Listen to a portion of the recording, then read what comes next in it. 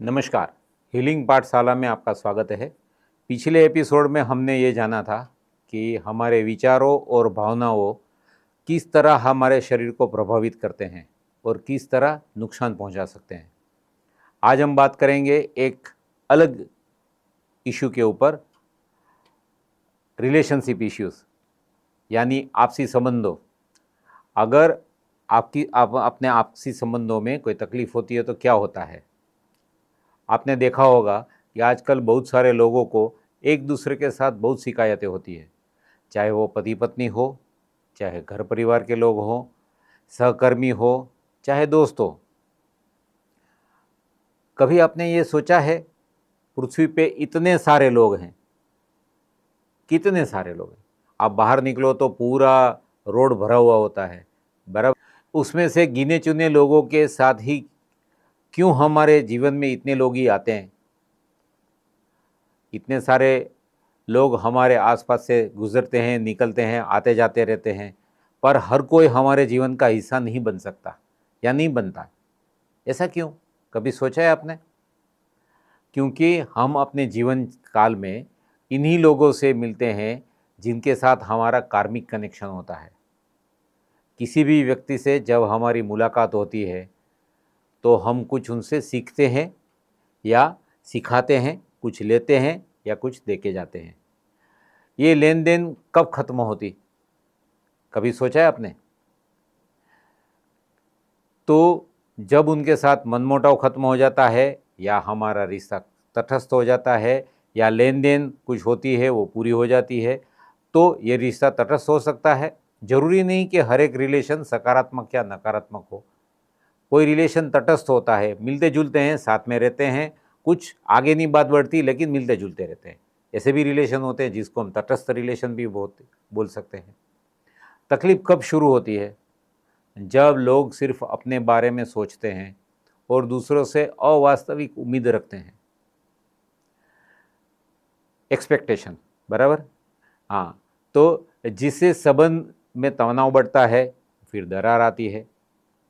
हाँ, काफ़ी बार ऐसा होता है कि लोगों को उनके मन में जिस प्रकार की अपेक्षा होती है, ऐसा ही व्यवहार सामने वाले से मिलना चाहिए, ऐसी उम्मीद होती है। बताते नहीं लेकिन मन में अपेक्षा होती है। तो तब क्या होता है, मनमुटाव हो जाता है और उसके कारण दूरियां बढ़ती रहती है।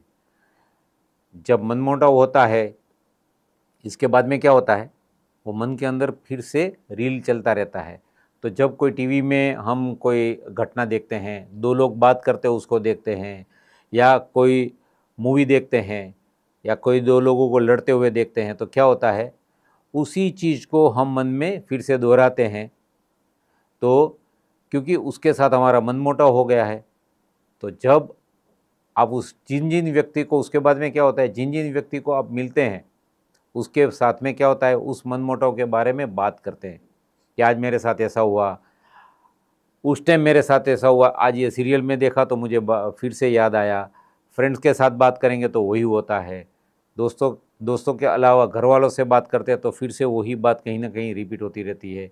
इससे होता क्या है, आपकी खुद की ऊर्जा खराब होती है और उसके कारण आपकी अंतःस्रावी ग्रंथियाँ होती है और कुछ रिलीज़ करती है, और आगे जाके आपके शरीर के अंदर वो तकलीफ पैदा करती है, जिसको हम साइकोसोमेटिक डिसीज़ बोलते हैं। तो बहुत बार हम अपने मन में ये तय कर लेते हैं कि सामने वाले को कैसा बर्ताव करना चाहिए। हर बार ऐसा नहीं होता है। तो बेहतर है कि आप अपने मन की बात सामने वाले को बताएं, आप आपकी ज़रूरत बताएं और उसके ऊपर उनका प्रतिभाव भी जाने, ताकि गलतफहमियां ना हो।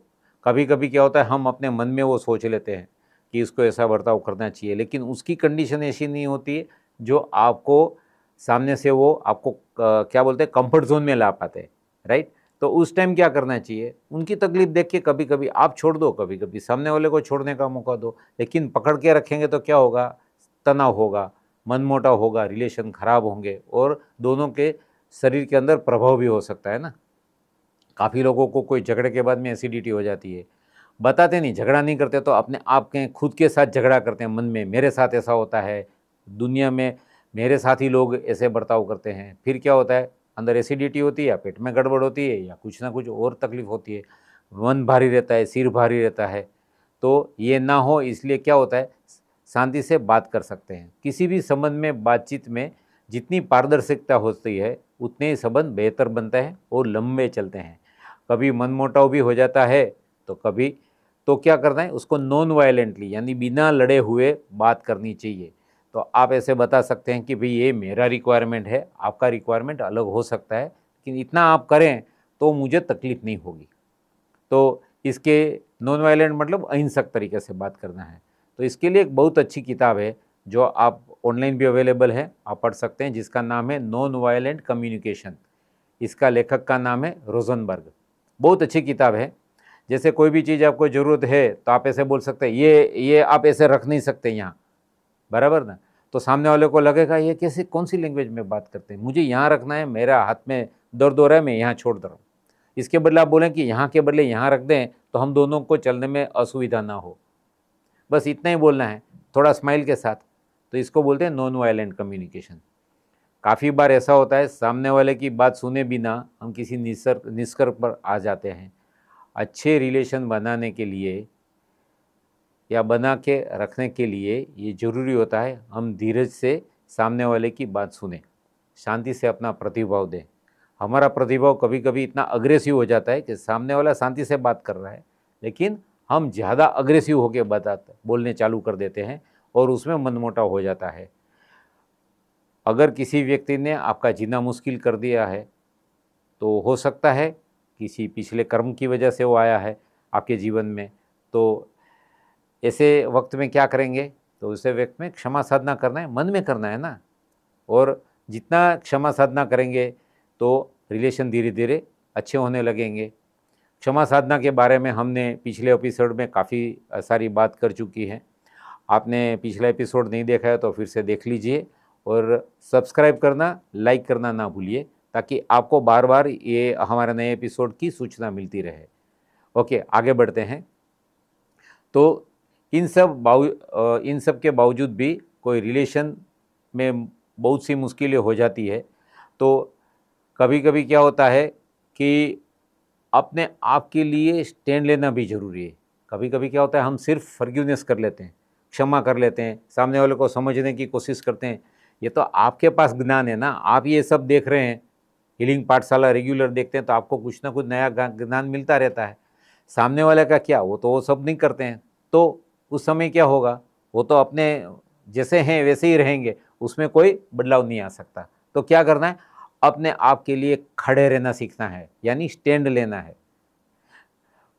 कुछ रिश्ते हमें सबक सिखाने के लिए होते हैं, तो जब तक हम सबक नहीं सीखते हैं तब तक कोई ना कोई आके परेशान करता रहेगा। कभी कभी क्या होता है, आप एक दोस्त के साथ कुछ रिलेशन रखते हैं, लेकिन हम सीखते नहीं हैं तो क्या होगा, ज़्यादा से ज़्यादा दोस्ती छोड़ देंगे। लेकिन अगर बेहतर नहीं किया तो क्या होगा, वो दूसरा कोई बंदा आएगा, ऐसी सिचुएशन खड़ी करेगा, तब जाके हम सीखेंगे। तो एक रिलेशन तो गंवा बैठे, दूसरा हार्ड वे में सीखेंगे। तो ऐसे में बेहतर ये है कि रिश्ते में जो भी परिस्थिति आती है इससे हम सबक सीखें, माफ़ करें और आगे बढ़ें। हर रिश्ते में एक दूसरे को समझें, ना किसी से दबाव में रहें, ना किसी को दबाव में रखें, माफ़ करें, सबक सीखें, आगे बढ़ें। थोड़ी सी धीरज, थोड़ी सी सहिष्णुता और थोड़ा सा सब्र हर रिश्ते को बेहतर बना सकता है। तो आइए आज से अपने रिश्तों को बेहतर बनाने के लिए सारे प्रयास करें और अपने जीवन को खुशहाल बनाएं। तो आज के लिए इतना ही। अगले एपिसोड में एक नए विषय पे बात करेंगे। तब तक जिन जिन लोगों ने जिन जिन तरीकों के बारे में हमने बात किया है इन सब का अभ्यास करें। अगर आपने पिछले एपिसोड नहीं देखे हैं तो प्लीज़ देख लीजिए और अपने शारीरिक एवं भावनात्मक स्वास्थ्य को बेहतर बना के रखिए। इसको लाइक करना, सब्सक्राइब करना ना भूलें। धन्यवाद।